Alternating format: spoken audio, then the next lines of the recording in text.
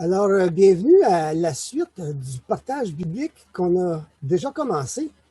C'est qu'en est-il de la fin du monde et de l'espérance pour l'humanité? Mais avant d'aller plus loin, on va lire ce verset qui est important avant chaque partage biblique. Parce que sur le sujet de la fin du monde, puis s'il y a une espérance pour l'éternité, il y a plusieurs choses qui peuvent être dites là-dessus. Toutes sortes d'idées, toutes sortes d'opinions. Mais qu'est-ce que la parole de Dieu dit? C'est quoi la Bible dit? Et il est écrit: toute écriture est inspirée de Dieu et utile pour enseigner, pour convaincre, pour corriger, pour instruire dans la justice. Si on fait une récapitulation de la première partie qu'on a vue, c'est que la Bible mentionne plusieurs fois la venue d'une fin du monde et de la deuxième venue de Jésus-Christ. Et on a vu aussi, il y a une espérance à s'approprier avant cette période de fléau qui va venir sur la terre, qui est un enlèvement divin des enfants de Dieu ou de l'Église. On a vu aussi qu'il y a des dispensations, autrement dit des périodes entre l'éternité passée et l'éternité à venir, et nous sommes dans la dispensation de la grâce ou de l'Église. Et j'ai identifié aussi des signes annonçant l'approche de la fin qu'on a déjà couvert, qui étaient certains comportements humains spécifiques que la Bible annonce qui vont se produire avant la fin des temps. Et on a vu aussi que la technologie avait sa part dans les prophéties de la fin des temps. Entre autres, celle qu'à un moment donné, l'Antéchrist, la bête va se faire tuer et elle va revenir à la vie et elle va demander de faire une image de sa personne comme un robot, carrément, qui va avoir l'air vraiment de lui. Ça va être trompeur, mais ça ne sera pas lui. On l'a vu la semaine passée que la technologie d'aujourd'hui nous rend capable de pouvoir réaliser ça et dans les années à venir, c'est sûr, ça va être encore beaucoup plus perfectionné. Et ce qu'on va couvrir aujourd'hui, le restant là, des sujets que j'apporte, ça va être ce qu'on va couvrir aujourd'hui. C'est qu'on est en route pour un nouveau système économique mondial. Il y a le développement d'une nouvelle ville unique au monde concernant Babylone la Grande qui est mentionnée dans le livre de l'Apocalypse. La reconstruction du troisième temple juif qui est prêt à être reconstruit. Une prostitution spirituelle est en train de s'établir dans le monde. Et le dernier point, le retour des Juifs en Israël a commencé, qui est un signe de l'approche de la fin des temps. On va voir aussi quand l'enlèvement aura-t-il lieu. Pour les non-croyants en Jésus-Christ, que faut-il faire avant les tribulations, les fléaux de l'Apocalypse? Pour ceux qui restent, ceux qui ne sont pas enlevés, que faut-il faire durant cette période de fléaux de la fin des temps? Et pour les croyants en Jésus-Christ, que faut-il faire avant l'enlèvement? Avant de commencer, courbons-nous dans un court temps de prière, si vous voulez bien. Éternel grand Dieu, on veut apprendre à te connaître tel que tu es, Père. Et je te demande, Père, de m'accompagner en esprit et aussi de ce que ton esprit nous touche d'une manière à ce que tu puisses faire ton œuvre en nous, en attendant cette période qui vient. Bien, Père, c'est dans le précieux nom de Jésus-Christ qu'on te remet le temps qui vient. Amen. Un signe annonçant un rapprochement vers la fin. On est en route pour un nouveau système économique mondial. Surtout avec la pandémie qu'on vit là, d'une façon internationale, financièrement, tous les milieux financiers, c'est sans précédent. Hein, ils n'ont jamais vu ça, une situation économique comme telle. L'endettement est à son maximum et c'est pas fini encore. Certains économistes ou même personnes dans les finances parlent qu'il faudrait faire comme, ils appellent ça un grand reset, faire un genre, on repart à zéro. Hein? Si vous tapez dans dans YouTube ou Internet, le grand reset, vous allez voir, il y a toutes sortes de manières de penser à cet égard-là. Bien, qu'est-ce que la Bible dit à propos de ce nouveau système économique mondial qui un jour va être mis en branle sur la terre au complet? Et elle, ça c'est la bête, ça c'est l'antéchrist comme tel. Et elle fit que tous, petits et grands, riches et pauvres, libres et esclaves, reçoivent une marque sur leur main droite ou sur leur front, et que personne ne put acheter ni vendre sans avoir la marque, le nom de la bête ou le nombre de son nom. C'est ici la sagesse, que celui qui a de l'intelligence calcule le nombre de la bête, car c'est un nombre d'hommes et son nombre est 666. On a vu ça souvent, hein, dans ce commentaire-là, 666. Hein? Mais l'Antéchrist, il ne s'affichera pas ouvertement 666. La Bible dit qu'il va falloir faire un calcul pour identifier que c'est bien l'Antéchrist 666. Et que celui qui est intelligent calcule. Donc, ils vont instaurer un système économique que si tu n'as pas sa marque sur ta main droite ou sur ton front, ben, tu ne pourras pas acheter ni vendre.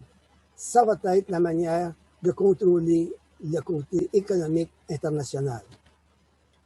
Jusqu'à ce jour, cette prophétie-là était comme impensable à être réalisée à cause des régions éloignées. Hein, ceux qui sont comme, je sais pas moi, à Tombouctou, dans le fond de la jungle, admettons, là, puis il veut acheter du gaz pour le mettre dans son tracteur pour pouvoir faire sa culture, ben, il ne pourra pas être participant à ça parce que la technologie ne se rend pas là. T'sais.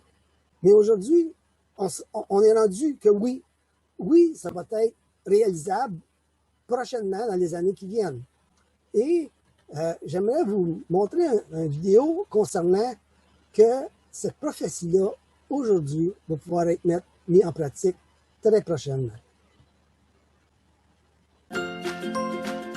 5 milliards d'appareils sans fil. Le monde est plus branché que jamais. Mais dans quelques années, lorsque ce nombre atteindra 50 ou 100 milliards et que les réseaux mobiles d'aujourd'hui ne pourront plus suivre le rythme, nous serons prêts parce qu'une nouvelle génération sans fil approche. Le 5G. Le 5G permettra à des milliards d'appareils de se connecter mieux et beaucoup plus vite. Pour que le transport, la santé, les services d'urgence et bien d'autres choses deviennent beaucoup plus efficaces. Il permettra l'existence de maisons et de villes intelligentes et changera notre façon de voir et de vivre notre temps libre. Et ce ne sont là que quelques possibilités, parce que notre monde se prépare à changer complètement. L'Internet des objets, ou IDEO, sera omniprésent. Des logements intelligents, des bureaux intelligents, des bâtiments intelligents, tout sera connecté à tout et tout le monde. Internet deviendra un outil véritablement mondial. Aujourd'hui, seuls 3 milliards de personnes dans le monde ont un accès constant au web, tandis que les 5 autres milliards ont un accès limité ou pas d'accès du tout. Plusieurs grandes entreprises comme Google, Facebook et SpaceX travaillent déjà ensemble sur un projet qui permettra d'offrir Internet à tous les habitants de la planète à des vitesses supérieures à 1 mégabit par seconde. D'ici 2025, le projet sera sûrement mis en œuvre. Bonjour, hello. Bonjour. Comment allez-vous? Très bien. Avec le jeu du téléphone portable. Alors comment fait-on les présentations? Est-ce que vous pouvez prendre votre téléphone et vous me scannez là, voilà. Et donc ça, c'est votre carte de visite. Exactement. Le secret de cette apparition, une petite puce implantée dans sa main depuis 3 ans. C'est sous ma peau, entre le pouce et l'index. On ne peut pas la voir, mais on peut la sentir de l'extérieur. Vous sentez? Oui. Moi, je ne la sens même plus au quotidien. Avant de finir sous sa peau, voici à quoi ressemblait cet implant, à peine plus gros qu'un grain de riz. Une simple puce, reliée à une minuscule antenne, qui lui permet désormais d'accéder à son bureau situé dans cet immeuble en montrant simplement patte blanche, mais aussi d'allumer la photocopieuse, ou même de se commander une boisson à ce distributeur. La même technologie qu'avec une carte de paiement sans contact, et plus de tranquillité d'esprit, selon lui. Ça a facilité ma vie parce que j'ai tendance à oublier mes affaires. Je ne veux pas avoir des clés sur moi ou des cartes. Là, dans ma main, c'est toujours avec moi. Et d'une certaine manière, ça fait partie de mon identité. Ça n'appartient à personne d'autre. Aujourd'hui, près de 5000 Suédois seraient déjà équipés d'une puce sous-cutanée, rejoints chaque jour par des dizaines de nouveaux candidats. Depuis 2 ans, tous les voyageurs suédois peuvent utiliser leur puce pour s'identifier à bord de ces trains. Mais même dans ce pays féru de technologie où la confiance dans les autorités est grande, d'autres sont bien déterminés à faire de la résistance. Mauvaise idée, mauvaise idée. On ne sait jamais ce qui peut se passer. Une faille de sécurité et les informations se retrouvent dans de mauvaises mains. C'est Big Brother. Convaincus que les applications vont se multiplier, paiement, santé, et balayer les doutes des utilisateurs. Si vous avez un problème cardiaque et que vous avez un implant qui vous alerte en cas de risque d'infarctus, alors je pense que le respect de votre vie privée deviendra plus secondaire.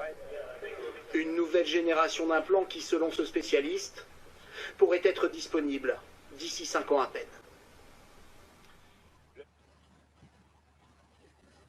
Donc, la technologie est déjà en place.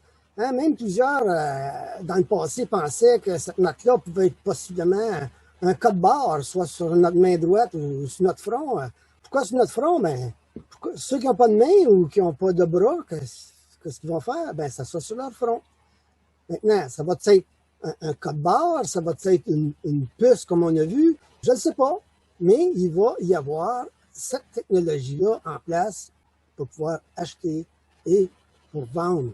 Et de cette façon-là, tout ce qui est frauduleux, criminel, en dessous de la table, va être hors de portée. Fait que, donc, ça va être un système qui va être désiré et de se soumettre à ce nouvel ordre mondial-là en acceptant la marque sur sa main droite ou sur son front, ben, ça va avoir une répercussion éternelle.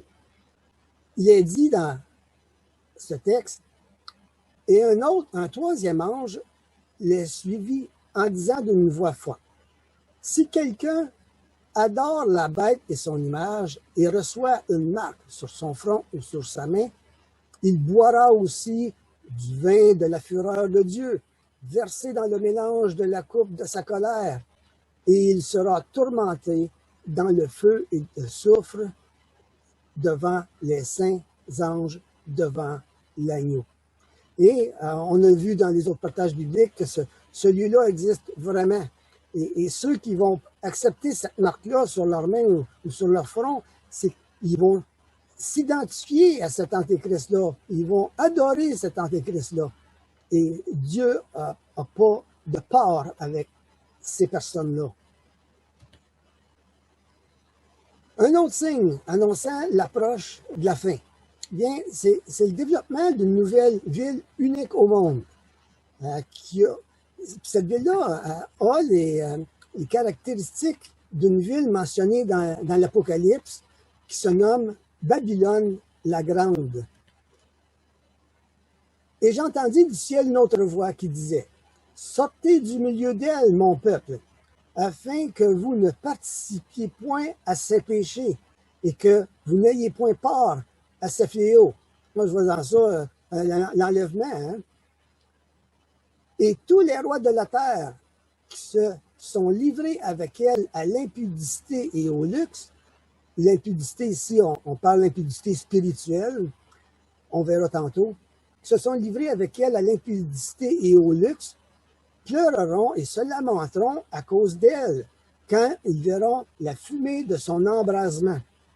Se tenant éloignés dans la crainte de son tourment, ils diront, « Malheur, malheur, la grande ville Babylone, la ville puissante, en une seule heure est venu ton jugement. » Et ils s'écriaient, en voyant la fumée de son embrasement, « Quelle ville était semblable à la grande Babylone? » Dans les années passées, même les siècles passés, plusieurs pensaient que cette ville-là était possiblement Rome, pour différentes raisons. Mais aujourd'hui, on pourrait penser autre chose. C'est écrit parce qu'il n'y a aucune ville comparable à elle au monde. Bien, présentement, cette ville-là est en construction depuis, je pense, 2017. Elle s'appelle Neom. Neom, ça veut dire du mot néo pour nouveau, M pour Mostaqbal, qui signifie futur. C'est en arabe. Ça veut dire la ville du nouveau futur. C'est une ville qui peut être facilement identifiable à Babylone, à la Babylone de la Bible. C'est pour la tour de Babel, hein? C'est là qu'il y a eu la confusion des langues. Et le peuple disait, ce qui est mentionné ici dans Genèse, « Allons, bâtissons-nous une ville et une tour dont le sommet touche au ciel, et faisons-nous un nom. » C'est d'être orgueilleux, hein?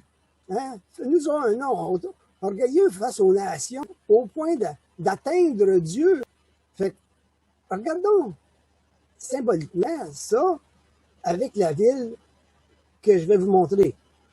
Peut-être que ça va vous paraître pas mal science-fiction, mais non. À long terme, là, ça va s'en aller là.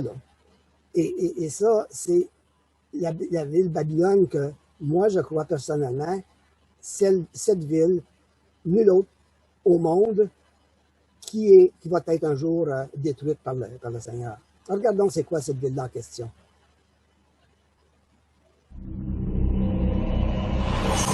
L'intelligence artificielle quantique ouvrira des perspectives qui nous semblent aujourd'hui inaccessibles, dépassant de loin les possibilités des techniques actuelles. Grâce à elle, toutes les informations nous concernant seront instantanément accessibles. Les traces informatiques que nous laissons partout permettront un accès à toutes nos données. Tout ce que nous avons pu poster sur le net, toutes nos recherches, tous nos achats, nos lectures, nos commentaires, nos photos, nos opinions, nos comptes bancaires, nos dossiers médicaux ou administratifs, et tout ce qui a pu être dit et écrit à notre sujet. Cette IA aura, grâce à cela, la possibilité d'avoir une connaissance approfondie et individuelle de chacun d'entre nous. Il sera donc possible, grâce au calcul des probabilités optimisées à leur maximum par l'utilisation du quantique, de prévoir nos envies, nos réactions, donc d'une certaine manière, notre futur. Cela donnera l'illusion aux visiteurs de Neom d'être intimement connus par ses accueillants, qui pourront exaucer tous ses souhaits sans même qu'il ait besoin de les exprimer, et ce, dans tous les domaines. Neom, grâce à cette intelligence artificielle quantique, sera à la base de nouvelles découvertes scientifiques, tout aussi révolutionnaires les unes que les autres, que ce soit dans le domaine médical, agricole, alimentaire ou autre. Elle pourra maîtriser toutes les dimensions de la nature, contrôler le climat, fertiliser des terres arides ou redonner vie à des espèces disparues. Elle sera synonyme d'abondance et de richesse qu'elle dispensera comme bon lui semble. Elle se donne pour ambition de guérir toutes les maladies et de prolonger la vie au point même de vaincre la mort. C'est l'ambition de Mark Zuckerberg, patron de Facebook, qui a investi 3 milliards de dollars pour, selon lui, guérir, prévenir et gérer toutes les maladies d'ici la fin du siècle. Google va encore plus loin en annonçant son ambition de nous rendre immortels, en nous guérissant de la mort qu'il considère comme une maladie. L'intelligence artificielle quantique pourra donc rendre la vue à l'aveugle, faire marcher le paralytique ou encore nous garder éternellement jeunes dans cette ville de tous les miracles. Elle apparaîtra comme un paradis terrestre, ce qui est en réalité l'ambition qui se cache derrière ce projet. Neom deviendra alors le pôle mondial, la cité ultime, l'aboutissement de l'alliance devant laquelle les nations du monde entier n'auront pas d'autre choix que de s'incliner.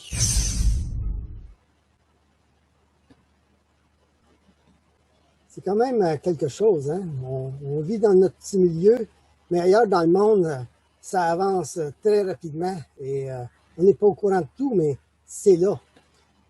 C'est un lieu qui vise à être comme un peu le paradis terrestre. Ça va être un grand lieu touristique aussi. Et c'est développé par l'Arabie saoudite. Un autre signe annonçant l'approche de la fin, bien, c'est la reconstruction du troisième temple juif qui est prêt à être construit. Le premier temple a été construit dans les années 900 avant Jésus-Christ et a été détruit par Nebuchadnezzar II en 586. Le deuxième temple, construit au retour de la captivité des Juifs à Babylone, vers les années 526, bien, ce deuxième temple-là, c'est celui que Jésus allait, qui est mentionné dans le Nouveau Testament. Et c'est sur ce deuxième temple-là que Jésus il a prophétisé, quand il était avec ses disciples, qui a dit, « Voyez-vous tout cela?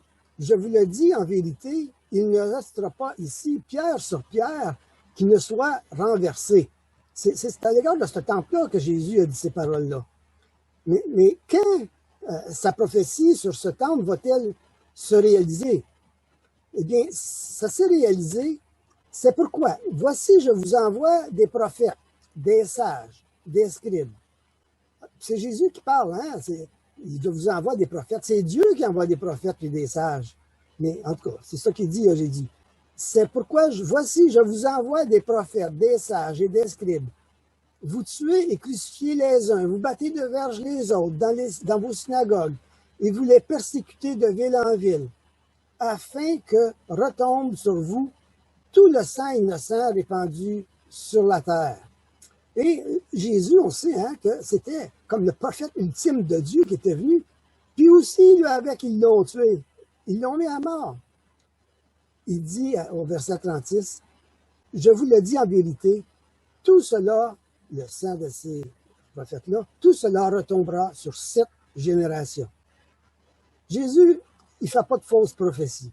Bien, ce deuxième temple-là, il a été détruit par Titus à 70 ans après Jésus-Christ. Ce temple-là a été brûlé. Et ce temple-là, il y avait de l'or sur les murs à certains endroits. Et c'est pour ça que ceux qui ont détruit le temple, ils ont renversé les pierres au complet pour pouvoir être capable de ramasser l'or qui avait fondu entre les pierres pour pouvoir le voler, cet or-là. C'est pour ça que les pierres ont été renversées comme Jésus l'avait prophétisé. Et en même temps, bien, les Juifs, ils ont été dispersés à travers les nations. En l'an 70, il y a eu la diaspora. Les Juifs, là, il n'y avait plus de place à rester. Ils ont été dispersés à travers les nations. Et ici, c'est ce qui reste comme vestige ou restant, si on peut dire, là, du mur de ce deuxième temple-là, qui, encore aujourd'hui, est un lieu très fréquenté par certains religieux de différentes religions chrétiennes ou autres. Et il y aura un désir de reconstruire ce temple-là. Mais pourquoi que la reconstruction de ce troisième temple-là est considérée comme un signe annonçant la fin du monde? Bien, c'est parce qu'il est écrit, l'adversaire, ça c'est l'Antéchrist en question, l'adversaire qui s'élève au-dessus de tout ce qu'on appelle Dieu ou de ce qu'on adore, jusqu'à s'asseoir dans le temple de Dieu, se proclamant lui-même Dieu. Fait que cet Antéchrist-là, il va s'asseoir dans le temple pour se proclamer lui-même Dieu. Mais pour ça que ça se fasse, il faut que le temple soit reconstruit.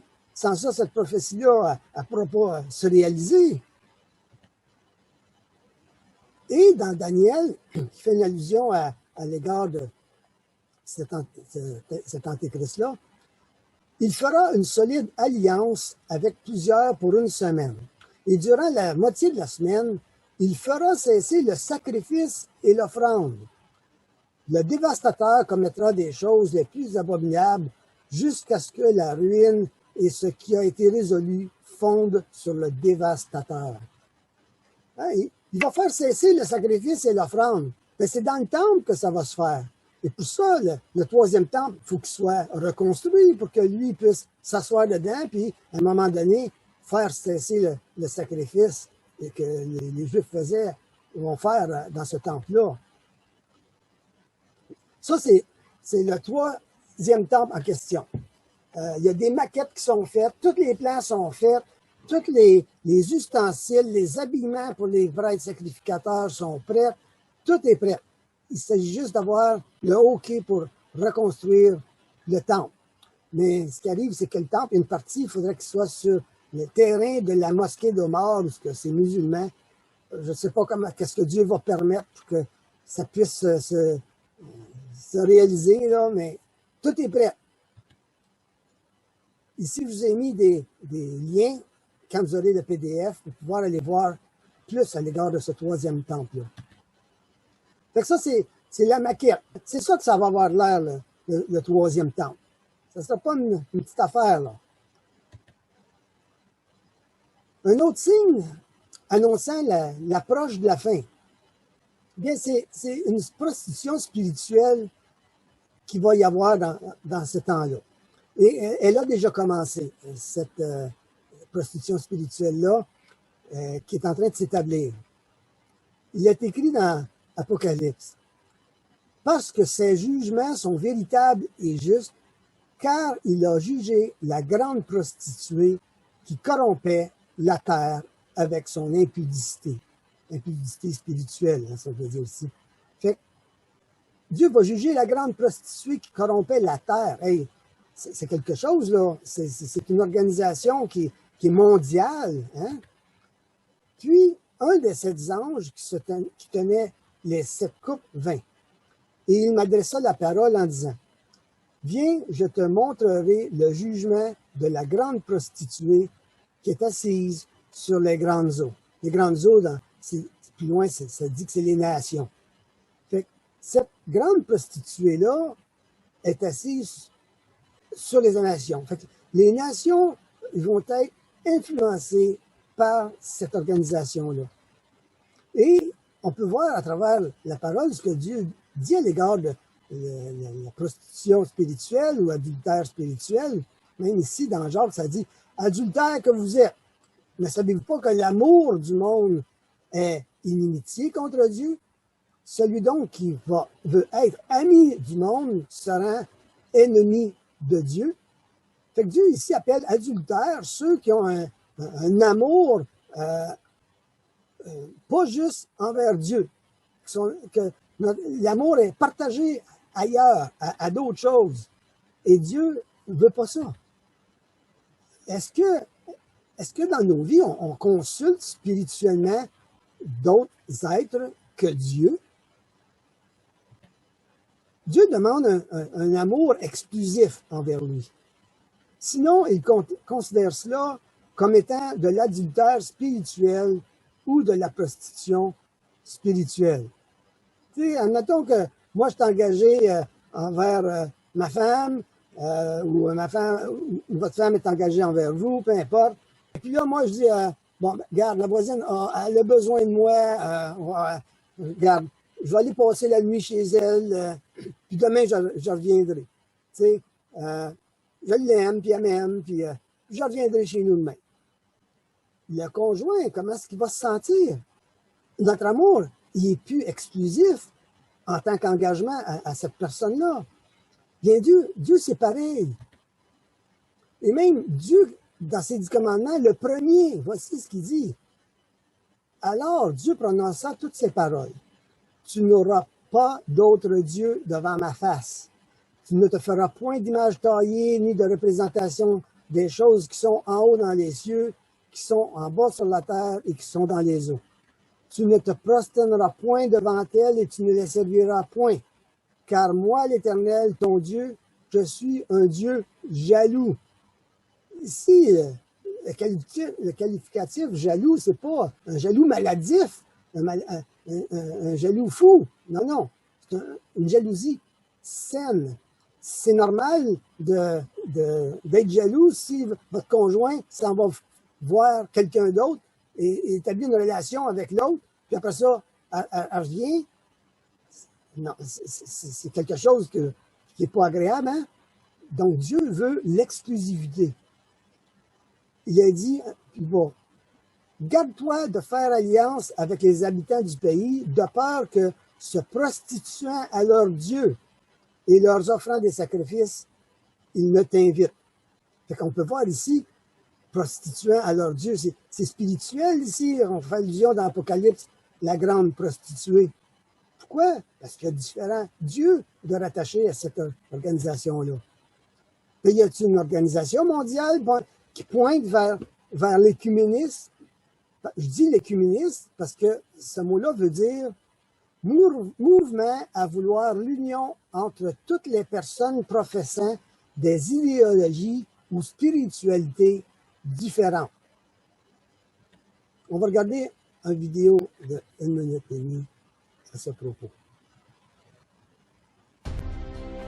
La mayor parte de los habitantes del planeta se declaran creyentes. Esto debería provocar un diálogo entre las religiones. No debemos dejar de orar por él y colaborar con quienes piensan distinto. Confío en Buda. Creo en Dios. Creo en Jesucristo. Creo en Dios, Alá. Muchos piensan distinto, sienten distinto, buscan a Dios o encuentran a Dios de diversa manera. En esta multitud, en este abanico de religiones, hay una sola certeza que tenemos para todos. Todos somos hijos de Dios. Creo en el amor. Creo en el amor. Creo en el amor. Creo en el amor. Confío en vos para difundir mi petición de este mes. Que el diálogo sincero entre hombres y mujeres de diversas religiones conlleve frutos de paz y justicia. Confío en tu oración.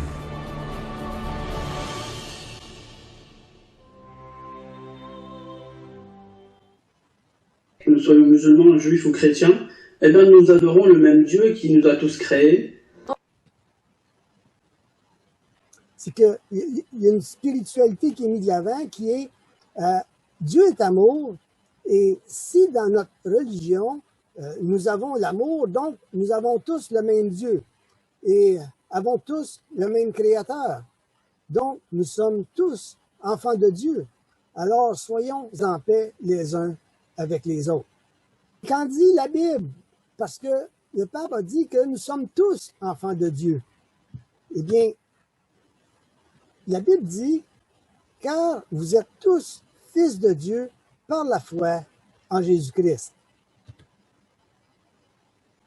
Si quelqu'un est en la personne de Christ, il est une nouvelle créature. Ce que la Bible dit, c'est qu'avant d'avoir Jésus-Christ comme notre sauveur personnel dans notre vie, on était une créature de Dieu au même niveau que toute chose que Dieu a créée. Mais quand on a son Fils en nous, qu'on a son Saint-Esprit qui prend place en nous, c'est là qu'on devient participant à la famille de Dieu, qu'on devient enfant de Dieu. Pas autrement. La prostitution, c'est pour satisfaire un bien-être à court terme. Hein? C'est ça la prostitution. Pas un engagement à long terme. Hein? Quand les prostituées, c'est ça, là.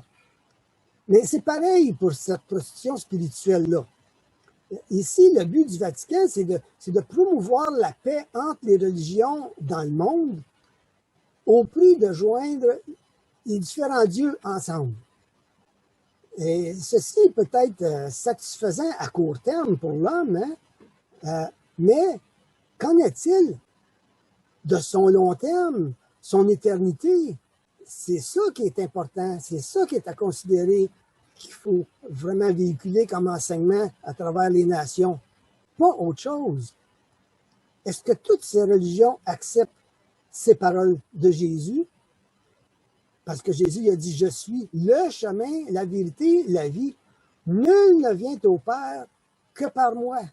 C'est juste par Jésus qu'on peut avoir accès à l'éternité avec Dieu.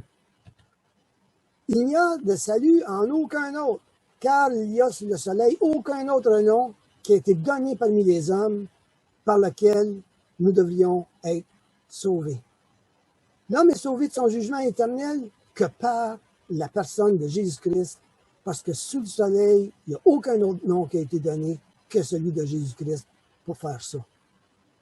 Jésus leur dit encore, en vérité, je vous le dis, je suis la porte des brebis. Si quelqu'un entre par moi, il sera sauvé. En vérité, je vous le dis, celui qui n'entre pas par la porte dans la bergerie, ça c'est le ciel, mais qui y monte par ailleurs, il est un voleur et un brigand. Hein, Jésus n'a mis des mises en garde. Hein? Car vous savez bien vous-même que le jour du Seigneur viendra comme un voleur dans la nuit. Quand les hommes diront paix et sûreté, alors une ruine soudaine les surprendra, comme les douleurs de l'enfantement. Ça veut dire qu'il va y avoir éventuellement un traité, déjà ça a commencé à être signé, des ententes de paix entre différentes religions que le Vatican a instituées dans les années passées. De plus en plus, c'est en train de s'élaborer. Et c'est-tu ça qui va faire que quand les hommes diront paix et sûreté, alors que les fléaux de l'Apocalypse vont arriver, les fléaux de la fin des temps vont arriver? Je ne sais pas.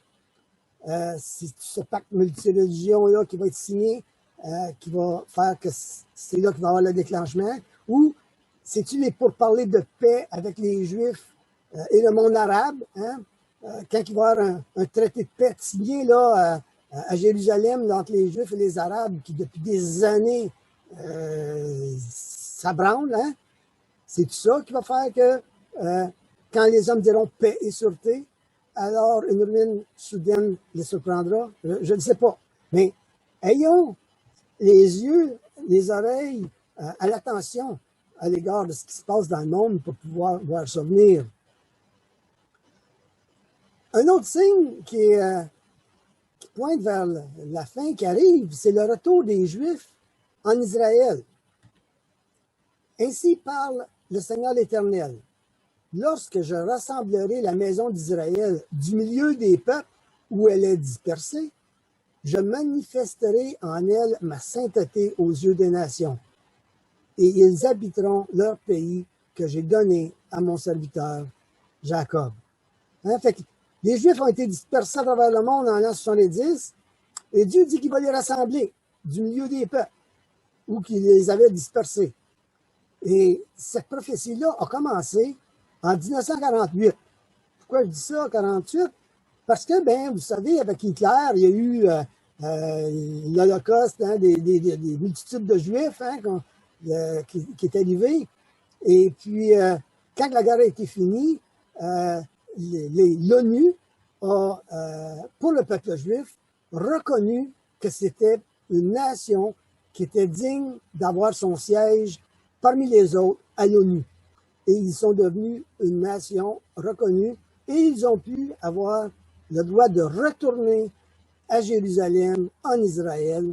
Et depuis ce temps-là, plusieurs Juifs à travers le monde retournent en Israël et c'en est même comme un problème d'une certaine manière là, pour la construction et tout.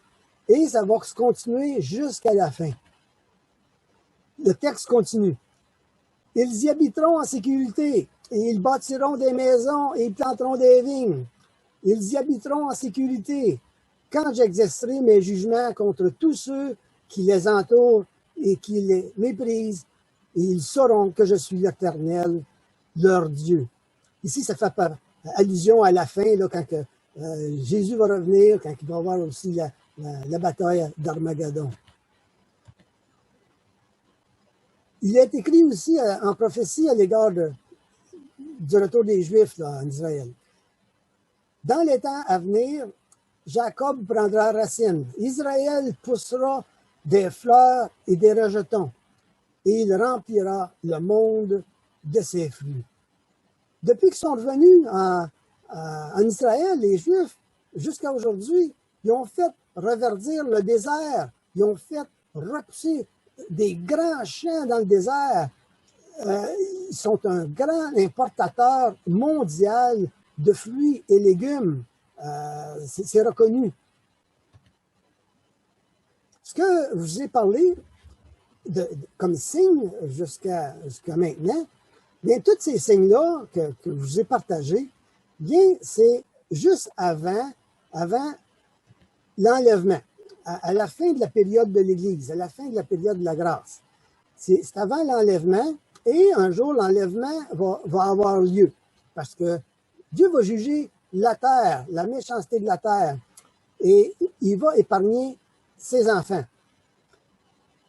Et après qu'ils vont être enlevés, ces enfants, bien, il va y avoir une période de 3 ans et demi, qui est appelée la tribulation, et l'autre 3 ans et demi, qui est appelée la grande tribulation. Donc, c'est une période de 7 ans après l'enlèvement qui va avoir lieu avant le retour de Jésus-Christ physique sur terre avec tous les siens pour la bataille d'Armageddon, parce que un jour, toutes les nations de la terre vont se tourner contre Israël, vont vouloir faire la guerre à Israël.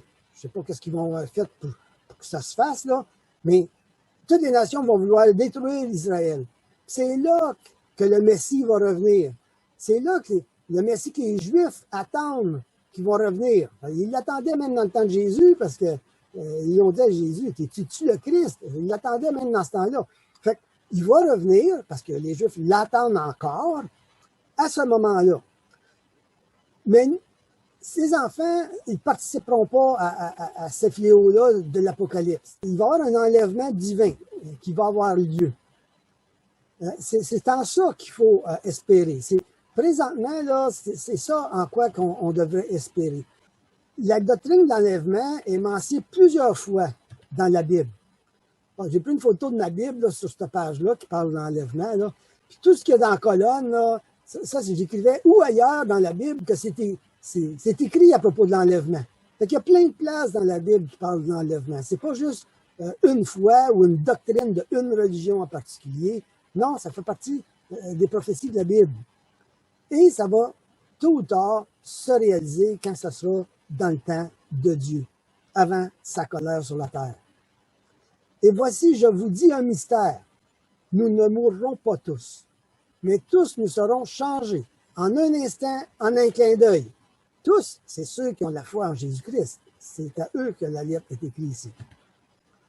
Les morts en Christ ressusciteront premièrement.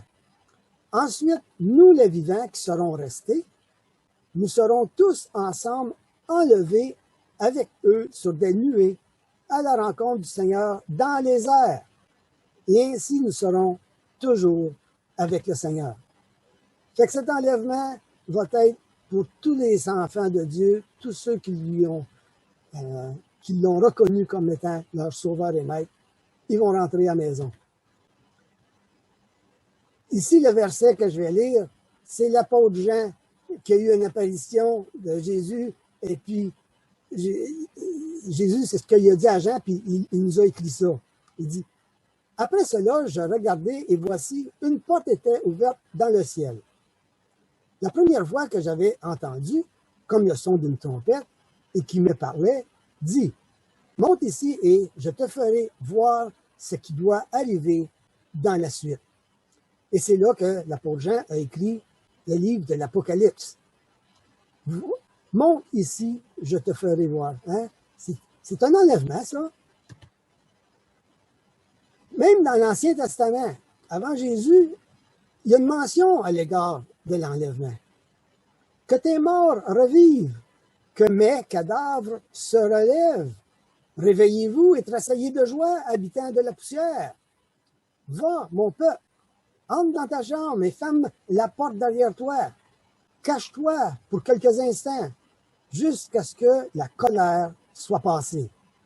Car voici l'Éternel sort de sa demeure pour punir les crimes des habitants de la terre. Et la terre mettra le sang à nu. Elle ne couvrira plus les meurtres. Ce qui est la période de l'Apocalypse, dont nous, on ne sera pas là. Mais quand que cet enlèvement-là va avoir lieu? Quand est-ce que ça va arriver? Pour ce qui concerne l'avènement de notre Seigneur Jésus-Christ et de notre réunion avec lui. Hein? Tantôt, on a vu à la rencontre du Seigneur dans les airs. Nous vous prions, frères, de ne pas vous laisser facilement ébranler dans votre bon sens et de ne pas vous laisser troubler, soit par quelques inspirations, soit par quelques paroles ou par quelques lettres qu'on dirait venir de nous, comme si le jour du Seigneur était déjà là. Que personne ne vous séduise d'aucune manière, car il faut que l'apostasie soit arrivée auparavant. Fait en premier, il faut que l'apostasie arrive. Puis il dit, laissez-vous pas influencer. Là. Il va y avoir des personnes qui vont dire, qui ont eu des visions, il va y avoir toutes sortes de manières qui vont s'être annoncées là, dans le monde là, à un moment donné. Mais Dieu nous en garde de ne pas se laisser influencer par ça. À l'égard du retour de Jésus. Il dit que personne ne vous séduise d'aucune manière, car il faut que l'apostasie soit arrivée auparavant. L'apostasie, je suis allé voir là, dans différents commentaires sur Internet, c'est celui qui abandonne les fondements de la foi chrétienne. Donc, il va arriver, peut-être avec l'histoire de la grande prostituée, un ébranlement de ceux qui ont une foi branlante. En tout cas, peu importe, il faut que l'apostasie arrive avant et qu'on ait vu paraître l'homme de péché, le fils de la perdition, l'adversaire qui s'élève au-dessus de tout ce qu'on appelle Dieu. C'est-à-dire que l'enlèvement va se faire pratiquement en même temps que l'Antéchrist va se manifester. Ce leader mondial-là, il va sortir d'un regroupement de 10 rois, qu'il est mentionné, puis il va se démarquer. C'est quelque chose qu'on va voir parmi les nouvelles. Il y a le G20, il y a différents rassemblements de leaders internationaux. Mais à un moment donné, il va y avoir un groupement de 10, et parmi ces 10-là, il va y en avoir un qui va se démarquer, ça va être lui. Et quand il va être comme désiré de toutes les nations, de tout le peuple, c'est là qu'il va être en place, et c'est là que l'enlèvement va arriver. Parce que ça dit, car il faut que l'apostasie soit arrivée auparavant et que l'on ait vu paraître l'homme impie de péché, le fils de perdition, l'adversaire.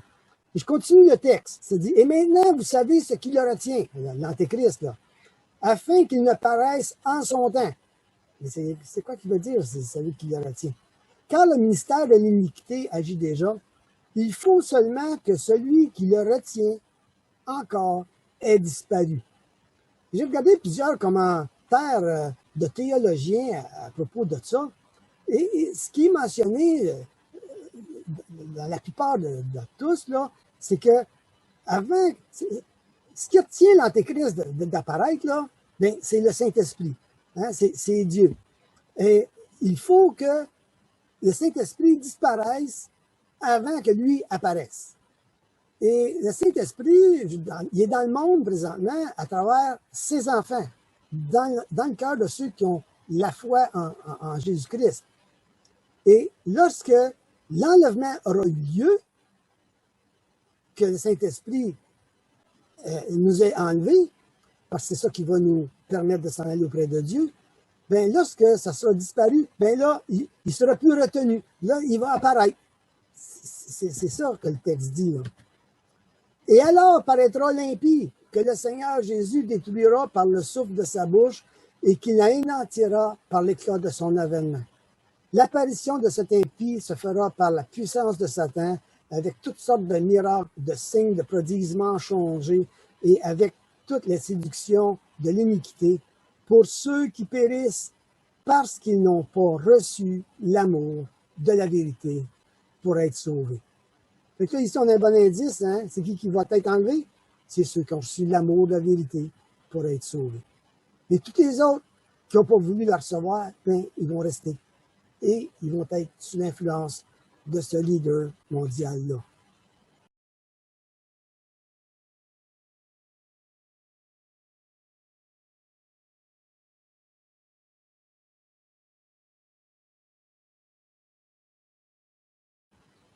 Maintenant, pour les non-croyants en Jésus-Christ, que faut-il faire avant la fin du monde ou l'enlèvement?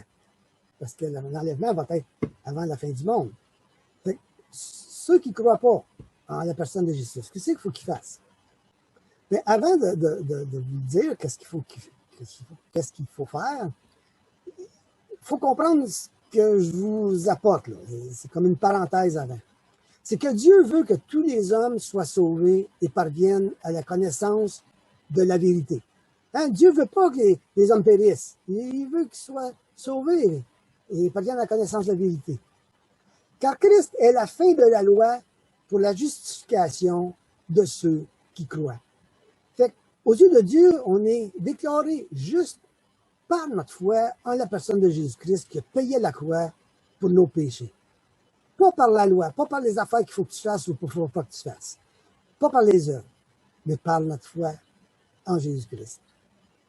Et il est écrit, sans effusion de sang, il n'y a pas de pardon. Dans toute l'histoire de l'humanité, Dieu, dans sa justice et son amour et sa patience, ben, il donne 3 occasions, 3 moyens à l'homme d'avoir accès à lui pour l'éternité. Ça, c'est la première. C'est que dans le passé, le pardon par le sang du sacrifice d'un animal à la place du pécheur, c'était le premier moyen. Ça symbolisait le sacrifice de Jésus. C'est que le sacrificateur fera pour lui l'expiation devant l'Éternel pour le péché qu'il a commis, avec le bélier offert en sacrifice de culpabilité. Et le péché qu'il a commis lui sera pardonné. Donc, pour avoir accès à Dieu pour notre éternité, c'est que par la foi, quand tu péchais, tu apportais un animal, il payait de son sang pour payer pour ton péché. Ça, c'était la première manière pour sa propriété, l'éternité avec Dieu, par notre foi, dans le sacrifice d'un animal pour nos péchés. La deuxième manière est que depuis la venue de Jésus-Christ, qui est présentement, bien, le pardon est par le sang du sacrifice de Jésus-Christ à la croix, pour celui ou celle qui a cru en l'amour de Dieu. Et Jean-Baptiste a dit, il vit Jésus venant à lui, il dit, voici l'agneau de Dieu qui ôte le péché du monde. Fait que Jésus était cet agneau-là prophétique. Car Dieu a tant aimé le monde qu'il a donné son Fils unique, afin que quiconque croit en lui ne périsse point, mais qu'il ait la vie éternelle. Fait que le deuxième moyen pour avoir accès à l'éternité dans l'histoire de l'humanité, c'était par la personne de Jésus-Christ. Son sang versé à la croix pour moi. Et que j'y crois, c'est ce qui me donne accès à l'éternité avec lui. Et la troisième manière que Dieu, ou troisième chance que Dieu donne à l'humanité, c'est que après l'enlèvement et avant le retour de Jésus-Christ, ceux qui vont rester, le pardon est par le sang du sacrifice de sa propre vie, en croyant la parole de Dieu, en n'adorant pas la bête et ne prenant pas sa marque. Parce que ceux qui vont s'objecter à pas vouloir participer à ce nouveau régime international-là, bien, ils vont avoir à payer de leur propre vie parce que tu vas être un entrave. T'es pas pour le bon déroulement de la société mondiale. Et je vis les âmes, dans l'Apocalypse 20, et je vis les âmes de ceux qui avaient été décapités à cause du témoignage de Jésus, à cause de la parole de Dieu, de ceux qui n'avaient pas adoré la bête ni son image et qui n'avaient pas reçu la marque sur leur front ou sur leur main. Hein, décapité ici, il faut qu'il y ait du sang versé. Fait qu'encore là, hein, la troisième occasion que Dieu donne à l'homme, à la fin, c'est encore là une fois, par le sang, sans infusion de sang, il n'y a pas de pardon pour le péché. Donc, si on résume pour le non-croyant en Jésus-Christ, que faut-il faire avant la période de l'Apocalypse ou l'enlèvement? Bien, c'est de croire à quel point Jésus, il m'a aimé en payant à ma place ce que je mérite pour tous mes péchés. Qu'il soit mon sauveur, juste en lui remettant ma vie, en croyant en lui. Et de lui être reconnaissant en me détournant de mes péchés avec son aide et accomplissant les bonnes choses par amour pour lui. C'est tout simplement ça. En acceptant le sang versé à la croix pour moi. Et pour ceux qui vont rester, que faut-il faire durant les tribulations? Et la fumée de leur tourment monte au siècle des siècles. Ils n'ont point de repos ni jour ni nuit. Ceux qui adorent la bête et son image, et quiconque reçoit la marque de son nom. Pas ce qu'il faut faire, c'est pas de prendre la marque, c'est de pas adorer la bête. Hein? Sinon, tu vas avoir, ton éternité n'est pas réservée à la bonne place, là. Un ulcère malin et douloureux frappa les hommes qui avaient la marque de la bête et qui adoraient son image. Hein, il va y avoir une conséquence physique aussi durant ces temps-là pour ceux qui vont l'avoir reçu, cette marque-là. Et la fumée de leur tourment monte au siècle des siècles. Et ils n'ont de repos ni jour ni nuit, ceux qui adorent la bête et son image, et quiconque reçoit la marque de son nom. C'est ici la persévérance des saints. Autrement dit, ceux qui restent, qui ont la foi en Jésus, et qui ne prennent pas la marque, ils vont être déclarés saints parce qu'ils ont finalement mis leur foi en Jésus-Christ. C'est ici la persévérance des saints qui gardent les commandements de Dieu et la foi en Jésus. Et j'entendis du ciel une voix disant, écrit, « Heureux dès à présent les morts qui meurent dans le Seigneur. » Oui, dit l'Esprit, afin qu'ils se reposent de leurs travaux, car leurs œuvres les suivent.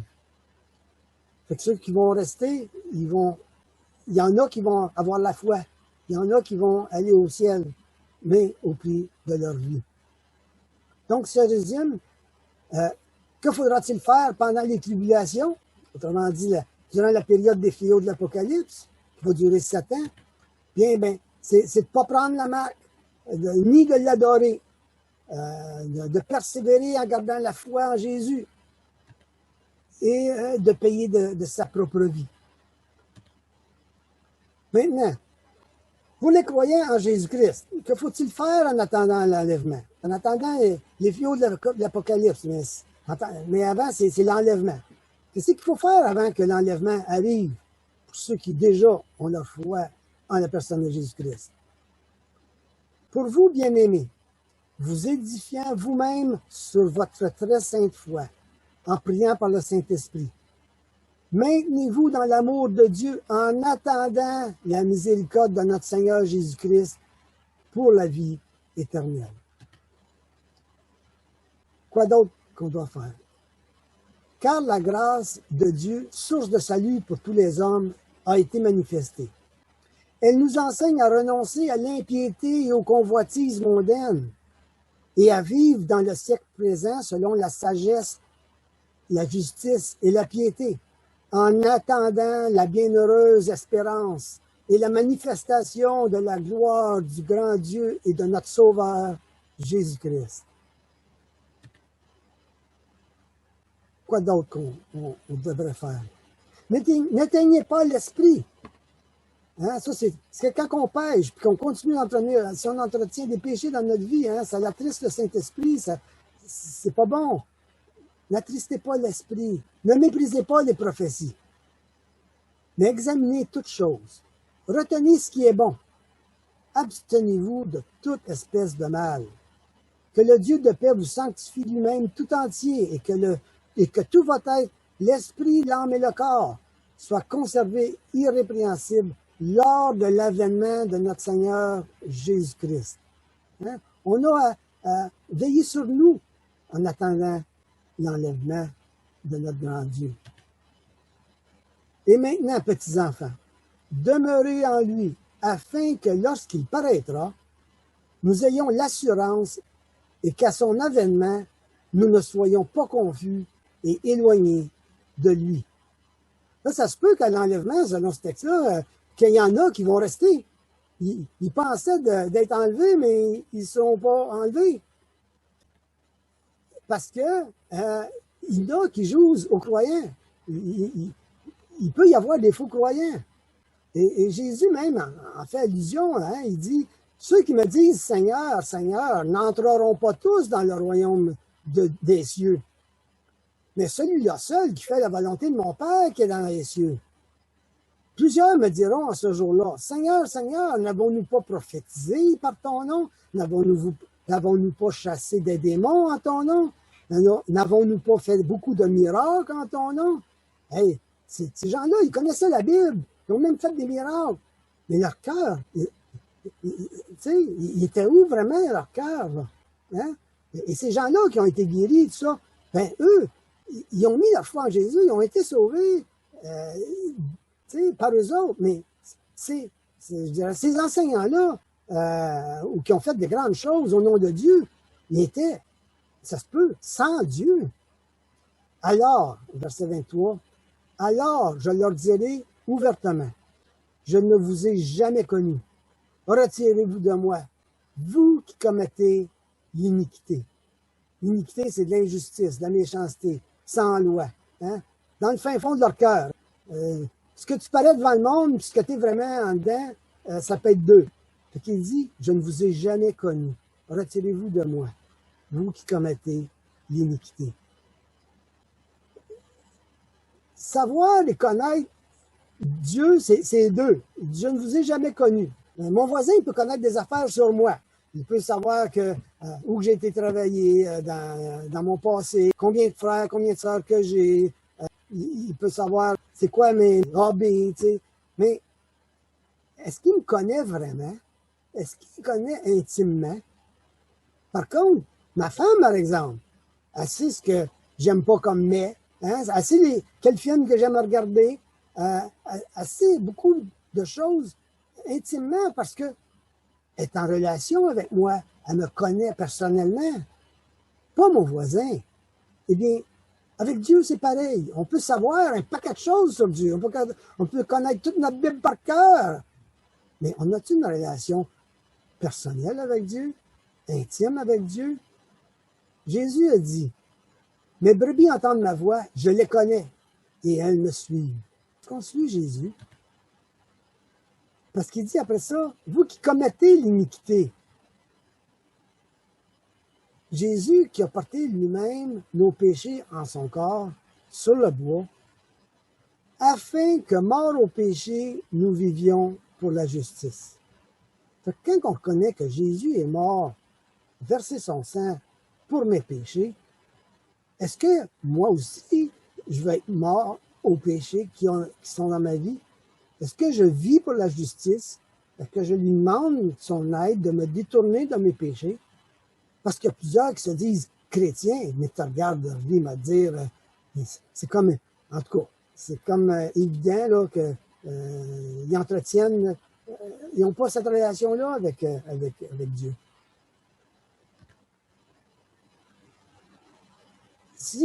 Donc, si nous résumons, pour les croyants en Jésus-Christ, que faut-il faire en attendant l'enlèvement? C'est un résumé des versets qu'on a lus, c'est de se maintenir dans l'amour, s'édifier dans notre foi et prier, renoncer à l'impiété, aux convoitises du monde, vivre selon la sagesse et la justice, demeurer en Jésus, pas éteindre le Saint-Esprit, examiner toutes choses, retenir ce qui est bon, s'abstenir de toute espèce de mal. Faisons une révision de ce que nous avons vu aujourd'hui. Ce qu'on a couvert, c'est que Jésus a donné des signes avant qu'il revienne, dans Matthieu 24, qui sont des fléaux. Et moi, ce que je vous ai partagé aujourd'hui, c'est des signes qui se passent, qui annoncent l'approche de ça, qui sont certains comportements humains spécifiques qui vont se produire dans le monde et qui ont déjà commencé, la technologie qui permet de supporter les prophéties sur l'Antéchrist ou de l'Apocalypse. On est en route pour un nouveau système économique mondial. Il y a le développement d'une nouvelle ville unique au monde. La reconstruction du 3e temple prêt à être construite. Une procession spirituelle qui est en train de s'établir et qui est déjà commencée. et le retour des Juifs en Israël qui a commencé. On a vu aussi quand l'enlèvement aura-t-il lieu? Bien, à l'apparition de l'Antéchrist et à la diminution de la foi. Pour les non-croyants en Jésus-Christ, que faut-il faire avant les tribulations? Bien, accepter Jésus-Christ comme notre sauveur personnel. Pour ceux qui restent, que faut-il faire durant les tribulations? Bien, pas prendre la marque. Pour les croyants en Jésus-Christ, que faut-il faire avant l'enlèvement? Bien, s'édifier dans notre foi. Puis on a vu les autres choses tantôt. Quand on regarde tout ça, là, ça semble compliqué. Mais non, mettez-vous pas ça compliqué. Cherchons à connaître Dieu tel qu'il est. Aujourd'hui, là, dans notre état, là, cherchons à connaître Dieu tel qu'il est et à l'aimer. Parce que il a dit qu'il va venir nous chercher comme un voleur. Moi, je connais plein de gens qui sont morts en santé. Hein, on ne sait jamais quand est-ce qu'il va venir nous chercher. De notre vivant ou avant l'enlèvement. Des fois, j'entends, il est parti en voyage. Il nous a quittés, il est parti en voyage. Non. On est en voyage ici-bas. Ici, on est en voyage sur la terre. On va rentrer à la maison un jour quand on va quitter ce corps. Et où sera notre éternité? Hein? C'est important de savoir ce que Dieu en dit.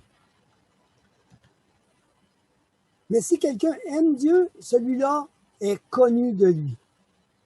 Fait que ce qu'il faut retenir de tout ce que j'ai partagé, là, de tous les partages bibliques que je vous ai apportés, là, c'est que si tu aimes Dieu, ben Dieu, il connaît. Il connaît ton cœur. On ne sera pas de ceux qui disent « Éloignez-vous de moi, je ne vous ai jamais connu ». Fait que si tu aimes Dieu, regarde, c'est ce qui compte aux yeux de Dieu, et tu apprends à le connaître tel qu'il est à travers sa sainte parole, les saintes écritures, la Bible. Et Jésus a dit, il n'y a pas plus grand amour que de donner sa vie pour ses amis. On va partir en voyage un jour. Partiriez-vous en voyage avec quelqu'un que tu connais pas? Hein? Quelqu'un qui passe sur la rue et qui dit, hey, on part en voyage là, pour un mois ensemble, on s'en va en Floride. Hein? Viens, on s'en va ensemble. Mais tu le connais pas. On ferait ça? Hein? On ne sait pas que... Non. Mais Dieu, c'est pareil. Il veut passer l'éternité avec ceux qu'il connaissent, ceux qui l'aiment. Et Jésus a dit, il n'y a pas plus grand amour que de donner sa vie pour ses amis. Est-ce que tu es son ami? Est-ce que tu as connu qu'il a donné sa vie par amour pour toi? Et il dit, Jésus, vous êtes mes amis si vous faites ce que je vous commande. N'oublions pas que c'est pas par les œuvres qu'on est sauvé, c'est par notre foi. Hein, on a vu plein de choses qu'il faut faire, là. Mais c'est pas ça qui va faire qu'on est avec lui éternellement. Lisons un peu plus. Vous êtes mes amis si vous faites ce que je vous commande. Et ce que je vous commande, c'est de vous aimer les uns les autres. Ce qui est à retenir, c'est d'aimer Dieu avant toute chose, de le connaître tel qu'il est, et d'aimer notre prochain comme nous-mêmes. Et c'est ce qui va faire qu'on va être connu de Dieu et qu'on n'aura pas à se soucier de ce qu'il faut faire, ce qu'il ne faut pas faire. Faites ça, là, puis le restant va rentrer dans l'ordre des choses. Donc, je vous encourage à prier pour vous-même. Après avoir entendu tout ça, là, bien, parlez à Dieu dans votre cœur. Hein? Dites-lui que ce que vous avez sur le cœur, soit à l'égard de certaines choses dans votre vie qui vous pèsent. Bien, Jésus il est prêt à vous pardonner parce qu'il a payé la croix pour ça. Tu as juste à y croire. Je t'encourage à lui remettre ta vie et lui faire confiance pour ta vie et partir avec ça. Et vous verrez bien ce qui pourra se produire. Prions, si vous voulez bien, pour terminer. Eh bien, éternel grand Dieu, merci pour ta parole, parce qu'en elle, tu nous dis, car je vous ai tout écrit d'avance pour votre instruction, afin que vous possédiez l'espérance. Eh bien, Père, cette espérance, on la connaît à travers ta parole. des pères. Aide-nous à te connaître davantage, vraiment tel que tu es, et à vivre cette vie selon toi, et non selon nous, ou non selon une religion. Et on s'en remet à toi à travers la personne de Jésus-Christ qui nous soutiendra jusqu'à ce qu'on soit dans ta présence. Amen. Si vous avez des questions ou des commentaires, ou vous voulez une copie PDF, écrivez-moi à denis.bib77@gmail.com. Que le Seigneur vous bénisse et fasse de vous une bénédiction.